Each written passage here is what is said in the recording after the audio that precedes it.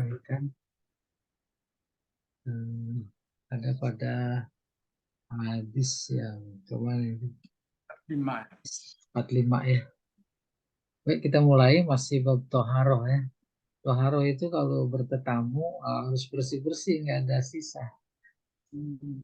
Ya dah, bersih-bersih. Kita umpamanya ke rumah Roisah, dihidangkan apa aja. Babnya bab toharoh itu. Jangan ada tersisa. Ya, bersih namanya. Baik, wa anhu ini ya. Qala Ya, wahyu. karena Nabi Shallallahu Alaihi Wasallam idza tawaddoa adarul ma'a ala mirfaqaihi. Artinya bahwa Nabi apabila berwudu adaro dia puter. Dia puterin tuh air ala mirfaqaihi sampai ke sikutnya. Mirfaq sikut. Apa maksudnya? Kena itu sikut.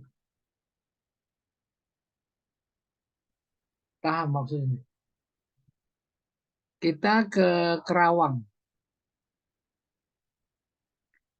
Masuk batas Kerawang umpamanya dari Jakarta mulai MBZ umpama ya. Maka kalau udah ngelewatin MBZ itu masuk wilayah Kerawang. Nah, itu. Berakhir sampai Dawan. Nah, itu semua wilayah Kerawang. Wilayah basuh kedua tangan dalam konteks wudhu, sikut. Maksudnya sikut itu depan belakang, atas bawah, dan plus dilewatin. Di atas sikut tahu nggak apa namanya? Di atas sikut tuh namanya kalau bahasa olahraga tuh spear ya. Di atas sikut. Nah, itu sampai situ. Kalau ada informasi bahwa nanti pada hari kiamat anggota tubuh yang menjadi anggota wudhu maksudnya itu terang, kalau dilebihin, nah itu kelebihannya ikut terang.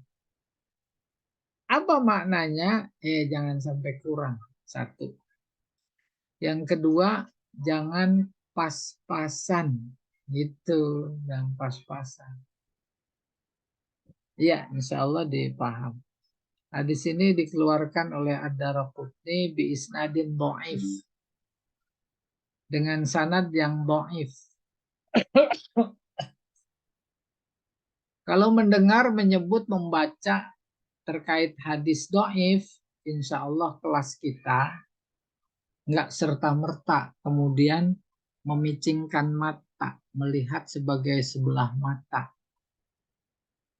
Sedoif-doifnya hadis bisa jadi dalam konteks kita kekinian itu sekuat-kuatnya orang terpercaya di zaman kita.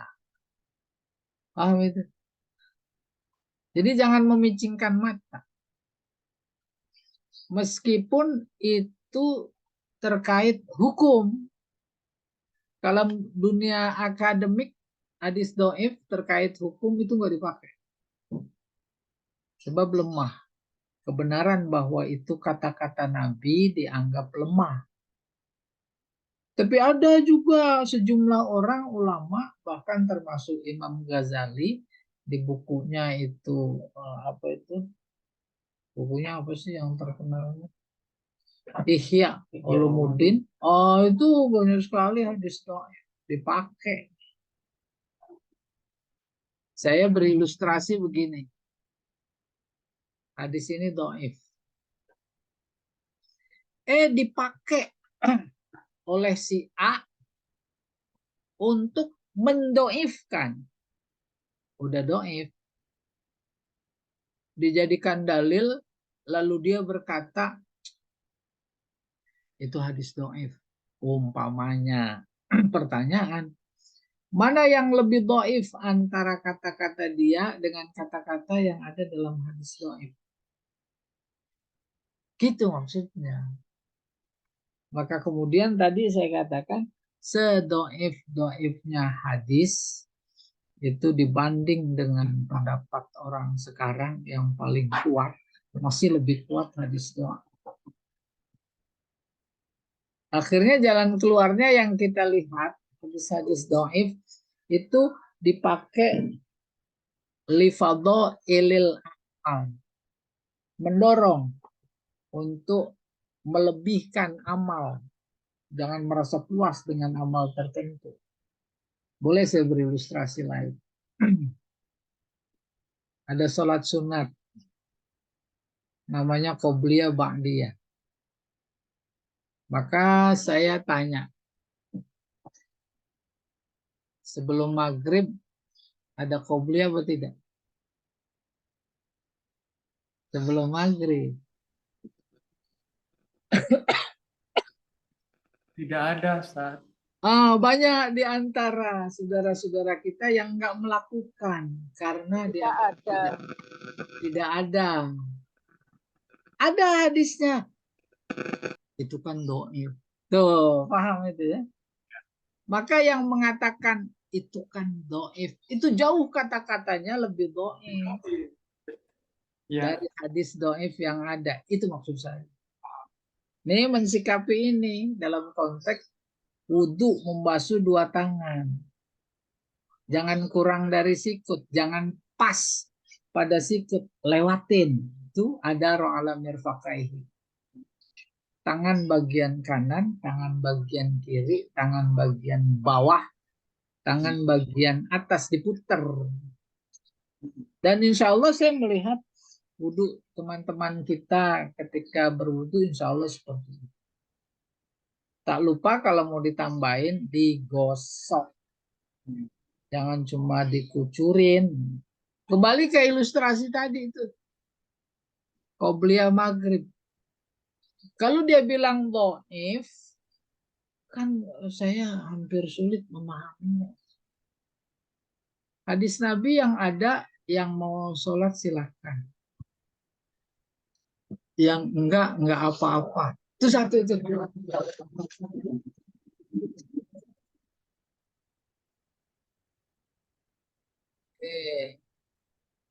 Pak Jamal pesawatnya lewat. Orangnya mau di sini pesawatnya tuh.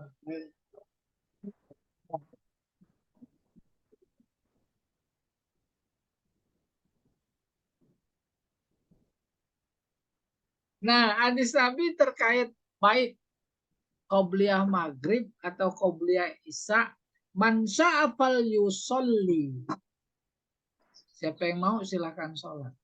Kan itu tidak menunjukkan tidak ada. Menunjukkan ada. Sehingga dalam fikih itu disebut sunnah tetapi ghair mu'akkad. Tuh, tidak mu'akkad. Yang mau sholat silahkan, mau enggak. Bukan berarti enggak ada. Apalagi kalau kita berinduk kepada hadis Nabi yang lain. Yang bunyinya apa? Baina kulli azanain as-sholah. Di antara setiap dua azan, dua azan maksudnya azan sama qomat. Di situ ada sholat. Azan maghrib. Terus 5 menit kemudian apa namanya? Qomat. Di antara itu. Demikian juga itu hadis berlaku umum ketika hari Jumat azan. Nanti qomat antara dua azan bahasa hadisnya itu ada sholat. Maka kemudian yang dibahasakan dengan qobliyah Jumat. Rame apa enggak? Satu bilang enggak ada itu qobliyah Jumat. Dari mana? Itu dia hadis umumnya. Yang satu qobliyah. Udah akhirnya. Menghindari dari semua itu silahkan, hukum dasarnya sunnah. Yang mau sholat silahkan, yang enggak sholat silahkan. Itu sedikit komentar tentang biisnadin dhaif, sanadnya yang dhaif. Jadi kalau diteruskan melihat hadis itu bukan sanad, bukan perawi. Apa yang dilihat? Isi. Ketika isi yang dilihat sejalan, bagus. Jangankan hadis. Kata-kata bijak saja bagus. Nggak perlu hadis. Boleh lihat. Ada pepatah bunyinya begini. Manjada wajada. Hadis apa bukan? Bukan. Terus bagus apa enggak kalau dilakukan? Bagus. Bagus. Apalagi hubul waton minal iman. Itu kan kata-kata Imam Asy'ari. Siapa? Hasyim Asy'ari. Ketika dimintai pendapat terkait dengan menghadapi situasi kondisi pada saat itu, yaitu hari kemerdekaan. Bagus, semuanya pada berjihad. Cinta tanah air sebagian dari iman. Ya tidak. Namun secara akademik kita tidak menafikan ada kategori-kategori. Sehingga asal datang Ramadan itu muncul lagi. Hadis doib mau dikanter. Apa itu? Ramadan awaluhu rahmah awsatuhu dan seterusnya. Ada maghfirah wa akhiruhu itkum minan nar. Oh, dikumandangkan itu hadis doib. Tapi bagus apa enggak isinya? Bagus. Kalau belajar balaghah itu namanya al-hassu ala sa'i wal jiddi. Mendorong. Ayo mau dapat rahmat, jangan sampai nggak dapat. Ayo mau dapat maghfirah, jangan sampai nggak dapat maghfirah. 10 hari kedua, 10 hari ketiga, ayo jangan sampai nggak dapat pembebasan dari. Kan luar biasa. Kalau semua itu fadilah, bagian dari balasan. Balasan adalah pahala. Emang sejatinya ditangkap banyak ayat menyuruh kita saat kita beramal, saat kita berpahala, yang mendorong adalah karena ada balasan. Sholat intar zohor, maka sadar akan dibalas. Kayak apa kualitas balasan, amat ditentukan kualitas amal, kan menjadi hati-hati. Menjadi berusaha untuk sebaik-baiknya. Takbirnya dengan sebaik-baiknya. Baca fatihahnya dengan sebaik-baiknya. Semua nanti dibalas. Kita nggak mau punya dapat balasan yang ala kadarnya. Gitu kurang lebih. Kalau ruku sebaik-baiknya. Sujud, iktidal, tasyahud. Tuh kan mendorong. Karena balasan. Beribadah, beramal karena balasan itu bagian dari dorongan Allah. Dorongan Allah. Ini juga kita berwudu, itu dorongan Allah. Supaya balasannya bukan cuma minimal, tapi juga maksimal. Ya tidak. Apa dorongannya? Tuh lihat. Ayat Al-Quran cerita tentang rukun iman itu yang disebut habis Allah langsung yaumul akhir. Di hadis juga man kana yu'minu billahi wal yaumil akhir. Padahal rukun iman kan ada 6. Yaumul akhir. Yaumul akhir itu identik dengan balasan. Allah sadar betul bahwa orang bekerja dan iman itu adalah kerja karena mengharap balasan. Maka segera Allah informasikan, aku sudah siapin balasan. Maka pada saat yang sama memang Allah menjadi marah, cemburu kalau ada orang beramal mengharap balasan dari orang itu. Ya tidak. Hadis berikutnya. Ini nomornya 4. 47, 48. Saya nggak tahu apa maksudnya. Sama. Jadi 3 nomor ya. Iya. Hadisnya itu lama ya. 46, 47, 48 sama. Itu 49. Iya turun 46 aja udah. Bisa nggak deh. Ya itu urusan dia. Wa an Abi Hurairah radhiyallahu taala anhu. Qala dari Abu Hurairah. Abu Hurairah yang berkata. Apa kata Abu Hurairah? Qala Rasulullah sallallahu alaihi wasallam, la wudu'a liman lam yazkuris mallahi alaihi. La dalam hadis ada dua maknanya. Pertama la yasihu. Yang kedua la yatimmu. Udah tinggal pilih. Kalau la yasihu tidak sah. Kalau la yatimmu tidak sempurna. Dalam konteks ini ada kecenderungan la yatimmu tidak sempurna wudhu orang yang nggak baca bismillah. Ada terasa anjuran. Maka kemudian ada pesan hukum, sunnah. Wudhunya tetap sah. Kayak begitu proses sampai kepada kesimpulan hukum. Lagi-lagi jembatannya adalah bahasa. Sebab agak sulit diterima kalau wudhu nggak baca bismillah menjadi tidak sah. Tidak sah kan kategorinya membatalkan wudhu. Masa tidak melakukan bismillah, wudhu jadi nggak sah. Wudhu jadi batal. Itu rasionya begitu. Contohlah kayak begini ada ditemukan dalam hadis lain. Contoh, la solata tula. La solata illa bifatihatil kitab. Dua kemungkinan lah. Pertama, la yasihu. Yang kedua, la yatimmu. Bagaimana menerapkan la yasihu sama la yatimmu?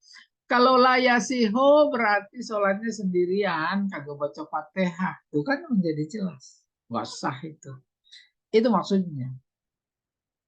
Tapi kemudian kalau sholatnya sedang berjamaah, kita jadi makmum. Makmum boleh nggak kagak baca Fatihah? Tuh.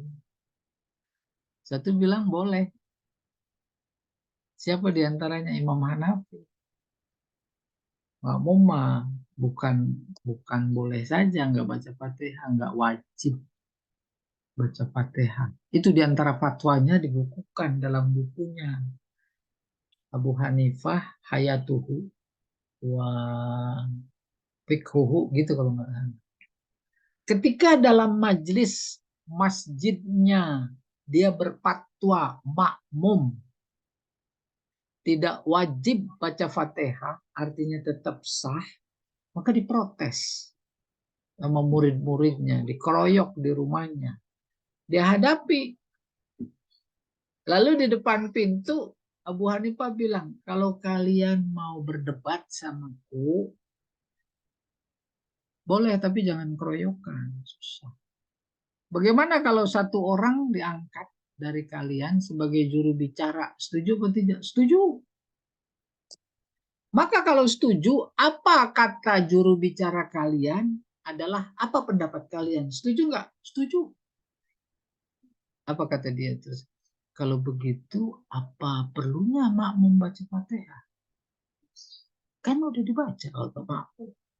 Oleh imam. Imam kan itu juru bicara kalian kepada Allah. Masa mau bicara semua? Dan memang dikuatkan oleh hadis. Imamukum wafdukum. Imam kalian adalah utusan kalian bicara sama Allah. Nah, kembali pokok persoalannya sampai ke situ itulah. Maka sholat yang hadis tadi la sholata illa bi fatihatil kitab harus diposisikan kapan dia maknanya la yatimmu tidak sempurna, Kapan maknanya layasihu? Insya Allah kita diberi potensi untuk bagaimana memproses memahaminya. Di sini la wudu'a lebih cenderung layatimu tidak sempurna, bukan tidak sah. Karena itu memberikan pelajaran bagi kita, apalagi hadis secara umum, kullu amrin ribalin la yubda'u fihi bismillah fahuwa abtar. Hendaknya ketika wudhu memang baca bismillah. Ini dia hadisnya gitu. Akhrajahu Ahmad wa Abu Daud wa Ibnu Majah tuh bisnadin dhaif dengan sanad yang baik. Wa Tirmidzi an Sa'id bin Zaid wa Abi Sa'id nahwuhu. Demikian juga diriwayatkan hadis ini oleh Imam Tirmidzi bin Sa'id bin Zaid, juga oleh Abu Sa'id. Ya, boleh jadi ini disebut nomornya 46, 47, 48 karena hakikatnya banyak riwayat itu kurang lebih. Waqala Ahmad la yasbutu fihi syai'. Tak ada informasi apa-apa dalam konteks ini kecuali apa? Yaitu terkait dengan bismillah akan wudhu. Berapa susahnya kita wudhu? Terus baca bismillah. Orang mau apa saja kita baca bismillah. Minum bismillah. Mau keluar bismillah. Keluar rumah. Masuk rumah bismillah. Dan seterusnya. 3 hadis sekaligus. Sekarang udah masuk hadis ke-49. Wa an Tolhah. Dari seseorang bernama Tolhah. Ibni Musrif. An abihi. An jaddihi. Dari bapaknya. Dari kakeknya. Radhiyallahu anhu. Semoga Allah meridhoinya. Qala. Tolhah berkata. Ra'aitu Rasulullah sallallahu alaihi wasallam yufassil bainal madmadah wal istinsak. Bukan yufassil. Yapsul.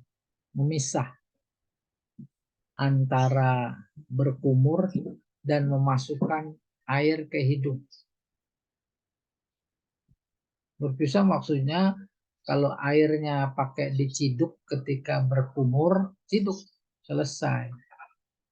Kalau pakai tangan kita ambil dari keran, kumur, selesai. Bukan satu ambilan. Kalau itu cidukan pakai telapak tangan, bukan satu cidukan antara berkumur sama masukin air ke hidung. Kan luar biasa persoalan teknis ini. Nabi sampai sebegitunya. Bahkan kalau pakai feeling balaghah itu menunjukkan ini bukan perkara sederhana. Lalu sederhana untuk apa? Ditunjuki sampai kayak begini. Kalau Nabi saja begitu memberikan perhatian besar terhadap yang persoalan dalam tanda petik kita anggap sederhana, remeh-temeh, itu kurang lebih kan menjadi malu diri dong kalau kita meremehkan. Oke, saya baca ulang. Ra'aitu Rasulullah sallallahu alaihi wasallam yaqsulu bainal madmadah wal istinsak. Ya, walaupun memang prakteknya kita udah memisahkan. Ya, udah memisahkan. Tapi menjadi luar biasa dapat informasi langsung pada hari ini dari Rasulullah melalui Zoom ini, gitu kurang lebih. Ya, bainal madmadah berkumur, istinsak memasukkan air ke hidung yang sebelumnya sudah kita dengar. Batasan memasukkan air ke hidung sampai mau keselak di hidung.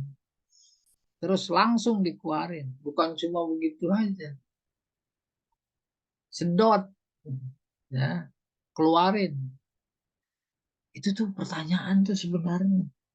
Sudut pandang akal sama sudut pandang batin, semangat syariat secara batinnya itu beda. Rupanya keterangan hadis yang sudah kita baca, kenapa sih harus pakai masukin air ke hidung? Nabi yang jauh lebih tahu. Di hidung ada setan. Ketika kita masukin baca bismillah atas nama Allah, lalu simbolnya disemprot lagi tuh air, itu nyemprot setan. Keluar dia.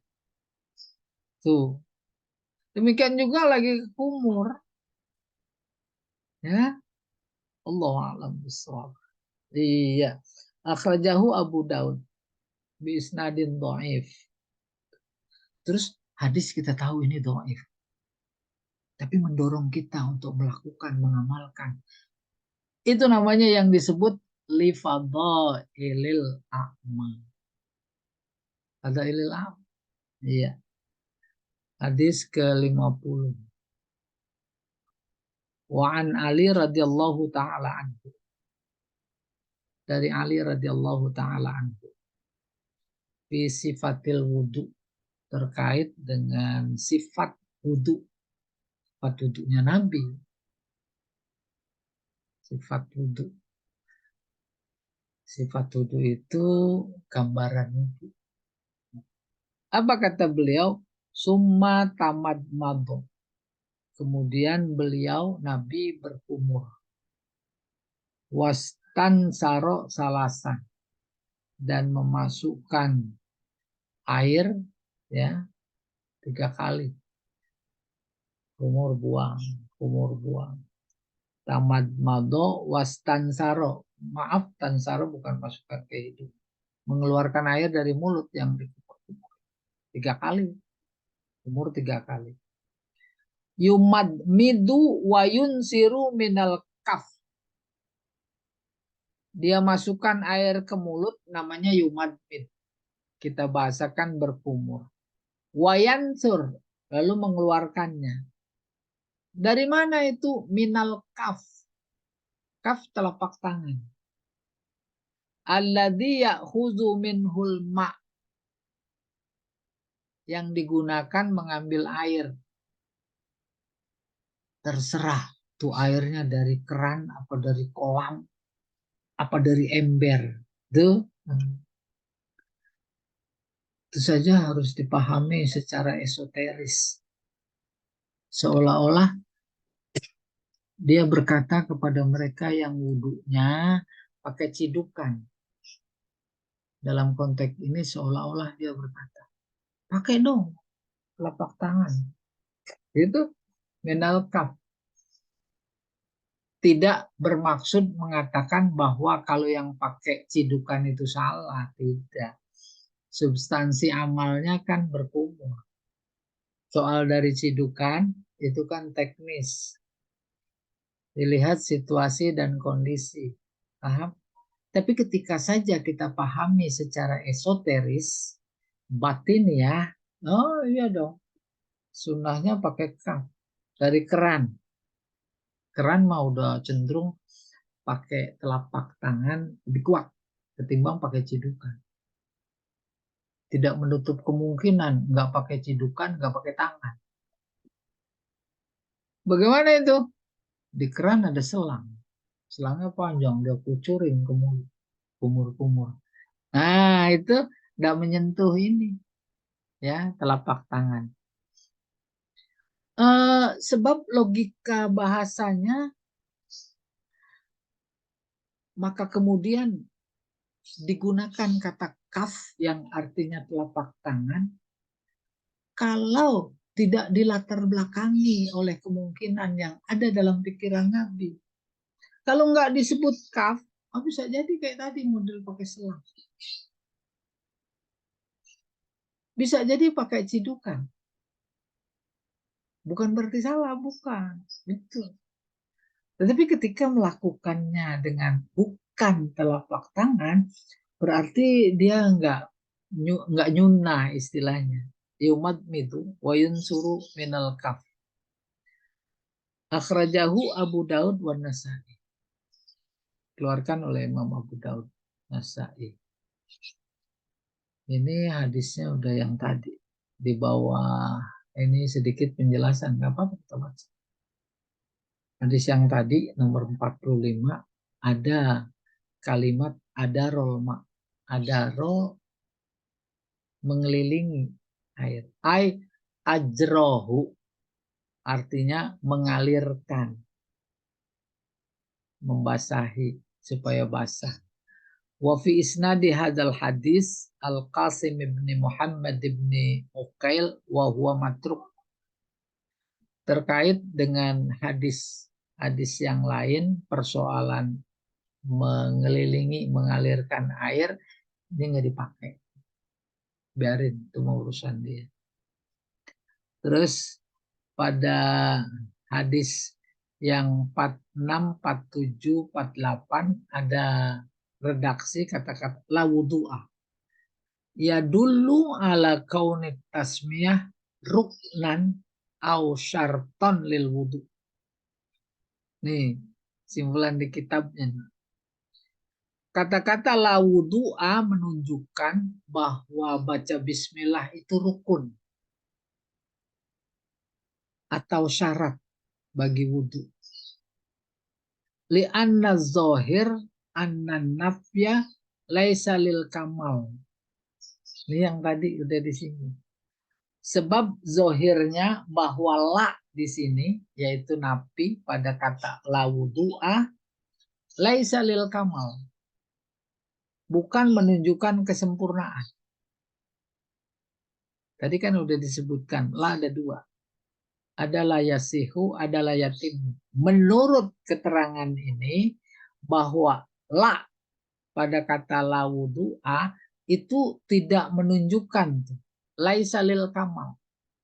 Jadi bukan layatimu, bukan.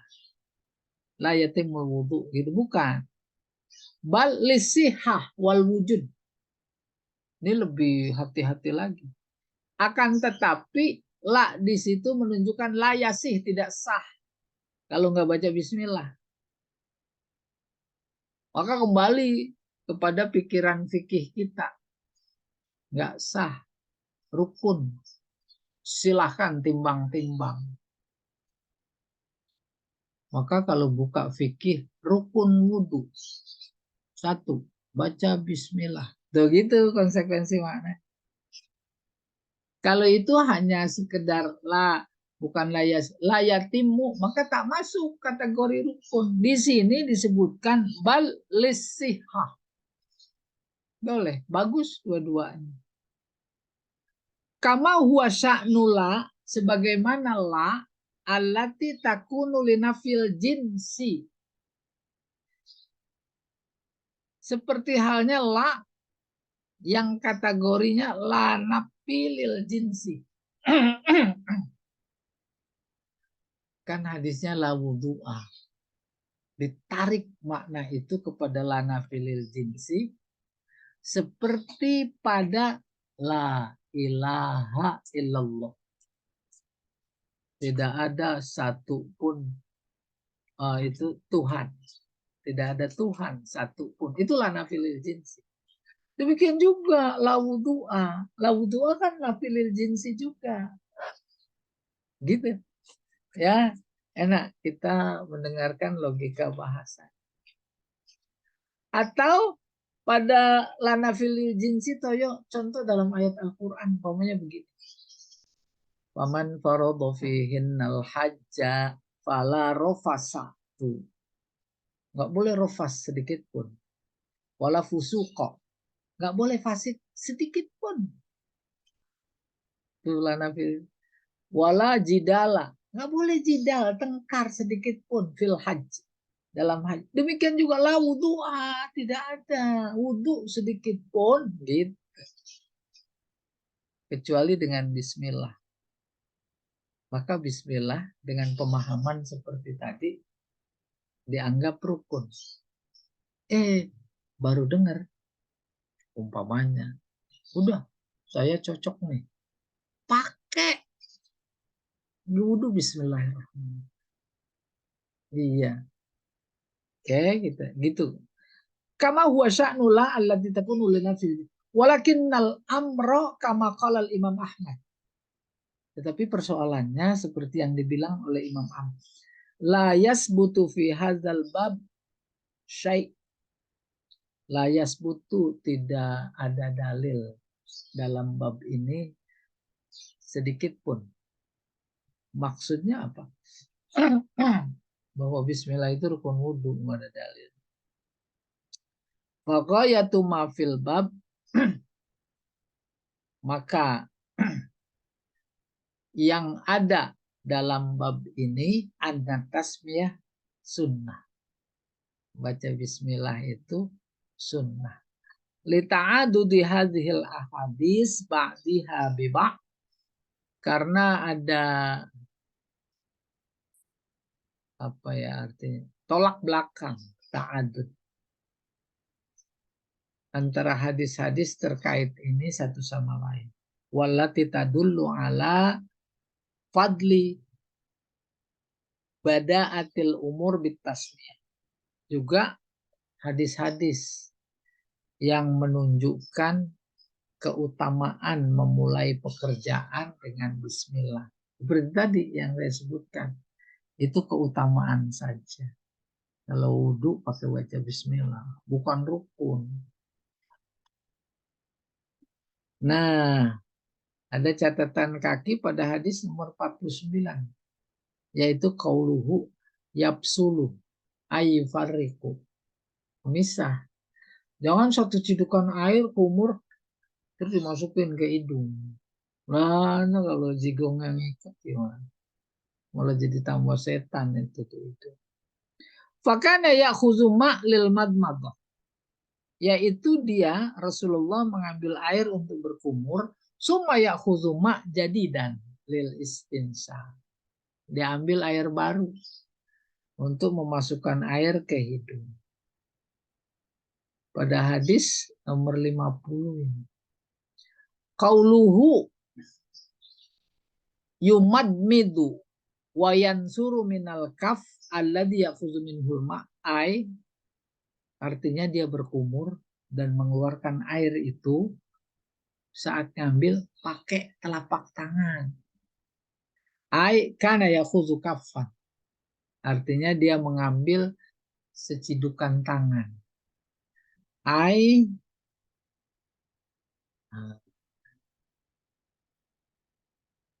secidukan tangan.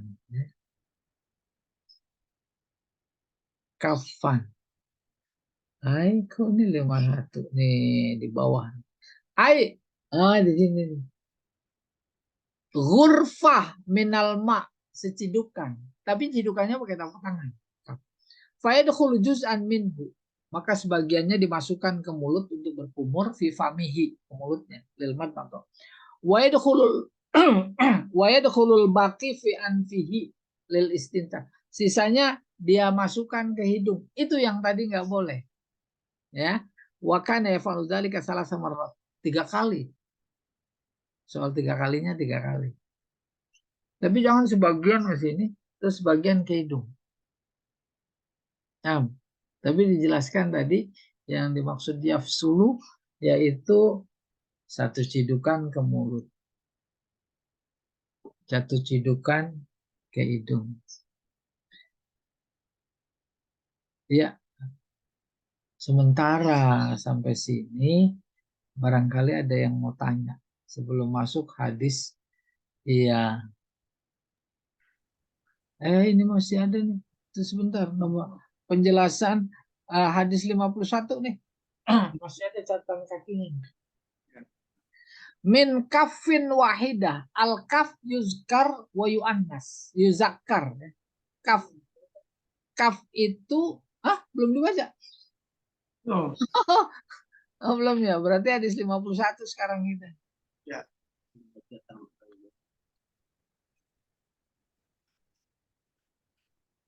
Nah, ayo, ada yang mau tanya jawab boleh. Kalau yang nanya jawab sendiri maksudnya. Kan namanya jawab. Ya, Pak Ustadz boleh. Nah, silakan Pak.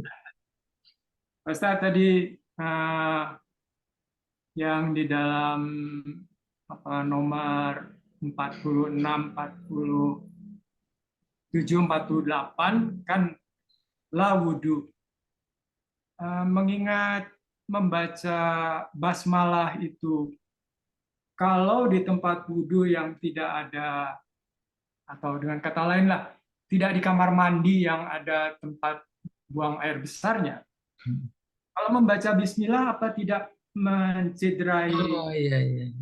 kalimat dari subhanallah, itu bahwa Allah itu maha suci, Iya. sedangkan kita mengucapkannya itu di tempat yang tadi kalau kita ke belakang itu bahwa ada tempat yang kotor gitu. Bahkan Ustaz tadi membandingkan antara duren dengan tai kotok gitu loh. Mana mau kita membandingkan duren dengan tai kotok, kan begitu. Nah sekarang kok kita di tempat yang kotor gitu. Ini kalau kebetulan wudhunya di kamar mandi. Iya. Mencederai dong kalau kita membaca Fatihah, membaca basmalah. Bagus. Bagaimana mensikapinya gitu? Iya. Sikapinya berdiri kayak naikin bendera gitu. Ah itu sikap. Sikap tegap. Kalau kebetulan wudhu di WC gitulah, ada keran. Sementara wilayah itu tak boleh menyebut nama Allah. Yang nggak boleh keras. Jadi di Iya. Oh di kamar mandi kaget Allahu Akbar. Nah kalau itu mah masih diampuni karena spontanitas, nggak sengaja. Jadi bagaimana bila? Ya di dalam hati. Dalam hati.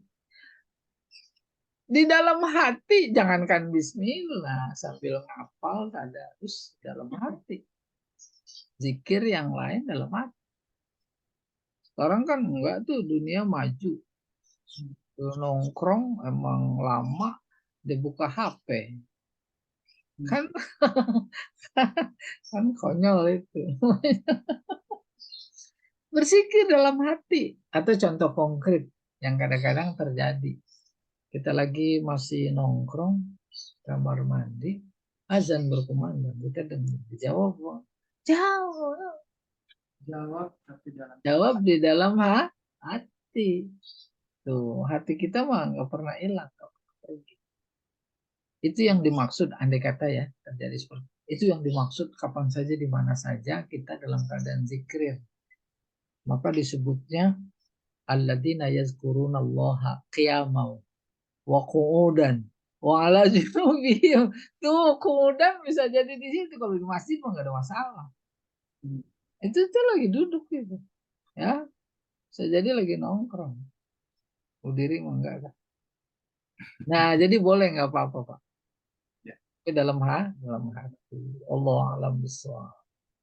Keren, Ustaz. Iya, ada lagi yang lain. Nah, Cukup, Ustaz. ayo yang lain. Ada Bu Tati, Bu Rina. Bu Muji nih. Bu Muji yang ngumpet, dia mah masuk surganya aja juga diam-diam orang. Ya, masuk Zoom-nya aja dia. Luar biasa. Ustadznya aja Ustadz. Anak buahnya Abdul Qadir Jailani. Ustadznya aja Ustadz. Anak buahnya Abdul Qadir Jailani yang mana nggak tahu. Ya, Bu Muji. Anunya apa namanya? Turut sertanya. Ya. Ada lagi.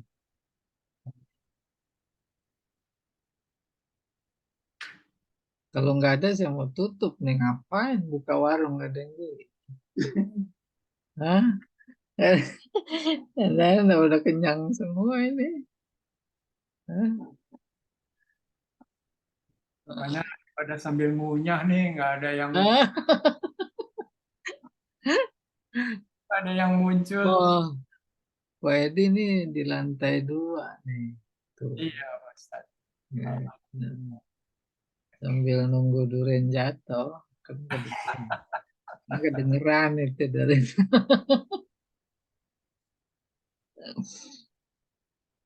Oh, udah nggak ada Pak Jamal. Gimana? Mau ditambahin? Hah? Langsung ke 51 ya. Cuma satu. Ya terserah Pak. Baik, cukup atau lanjut Pak? Ya, boleh. Saya nggak ada pertanyaan, cuman itu. Ah, iya.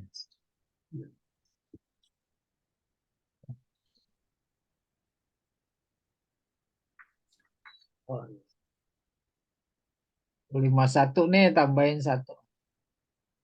Ya. oh, Bismillahirrahmanirrahim. Tuh. Wa an Abdullah bin Zaid radhiyallahu taala an fi sifatil wudu. Dari hadis lain kalau tadi Ali. Ini Abdullah bin Zaid. Ya, bin Zaid terkait dengan sifat wudunya Nabi. Summa adkhala sallallahu alaihi wasallam yadahu famadmado. Kemudian Rasulullah memasukkan tangannya. Tadi kan kaf, maksudnya telapak tangan untuk nyiduk air. Maka memberi informasi air ada di bejana. Ya, kalau kolam model kita mah belum ada dah. Pokoknya di bejana. Kalau posisi kita sekarang ini mungkin di ember. Famad mado, maka dia berkumur. Wastan syako min kafin wahidah, dari satu telapak tangan. Tuh, gitu fikih. Ada banyak keterangan berbeda. Kalau yang pertama dipisah, air untuk kumur, air untuk istinsak. Kalau yang ini min kafin wahidah, maka makna satu itu satu cidukan telapak tangan, sebagian untuk berkumur, sebagian untuk mulut. Sebagian untuk istinsak, maksudnya itu. Tuh, min kafin wahidah. Saya ulangi. Summa adkhala yadahu famadmado was tansaqo min kafin wahidah. Yaf'alu dzalika salasan. Hal itu dilakukan 3 kali.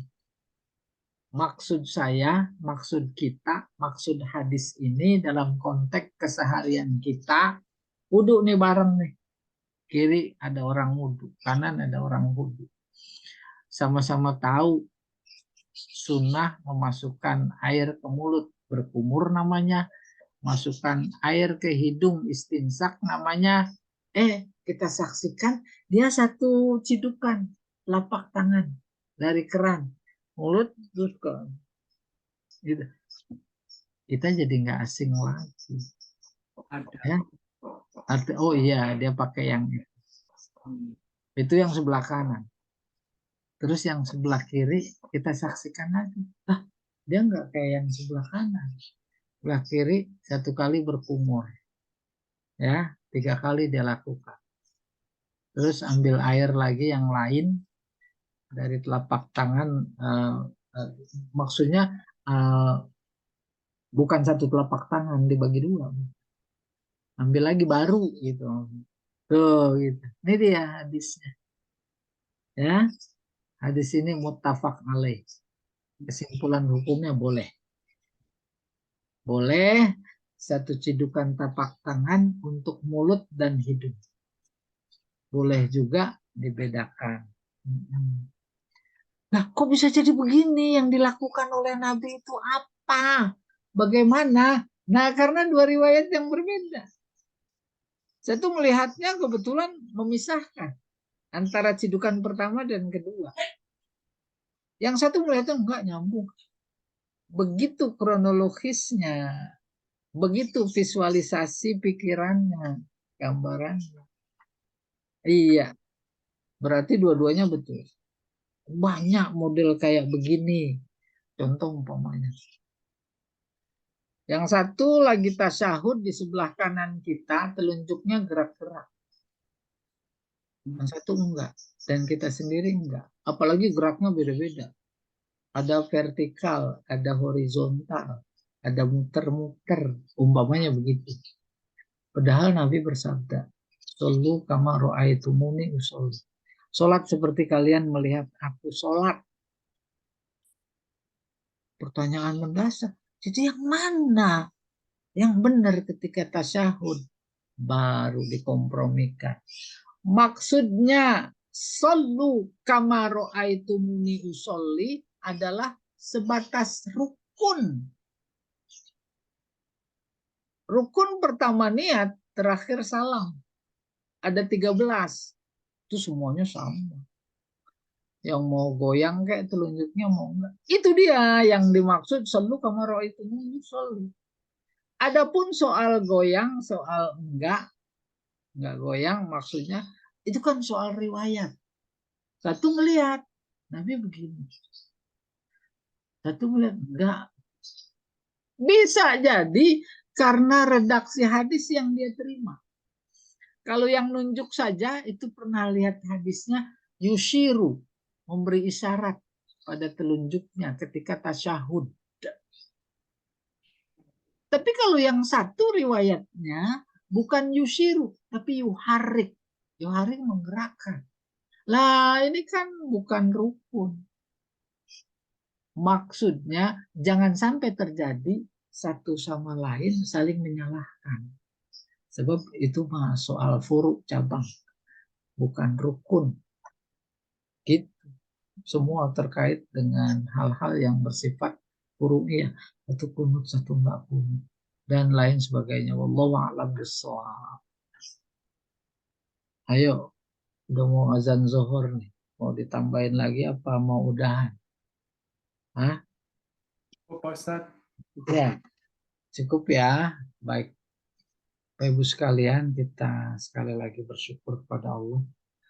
Mudah-mudahan pada pertemuan berikutnya kita bisa masih tetap dalam keadaan sehat walafiat, istiqomah. Nah, itu yang penting. Ini bagian dari istiqomah. Istiqomah adalah ainul ma'unah. Sampai kita menghembuskan napasnya yang terakhir dalam posisi istiqomah.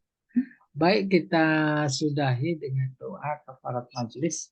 Subhanallahumma wa bihamdika asyhadu an la ilaha illa anta astaghfiruka wa atubu ilaik. Assalamualaikum warahmatullahi wabarakatuh.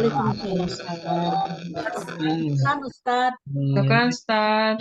Ini mahasiswa lama semua nih. Iya. Ini. Mahasiswa abadi. Nah, nanti kapan-kapan kita wisuda ya. Ya.